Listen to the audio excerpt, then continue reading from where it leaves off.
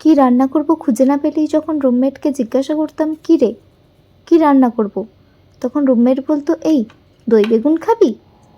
প্রথম প্রথম বেশ কয়েকবার নাক সিটকেছি, বলেছি রাখ তোর দই বেগুন, বেগুনকে আবার দই দিয়ে খায় নাকি কেউ।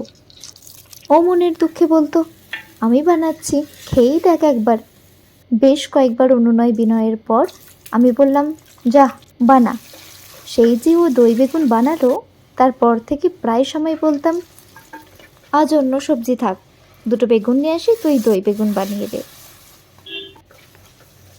দই বেগুন হয়ে উঠেছিল একসময় আমাদের অন্যতম প্রিয় ডিশ।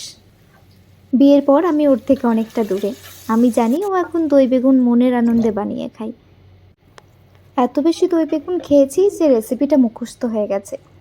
এখন যখনই দই বেগুন বানাই ওর কথা খুব মনে পড়ে।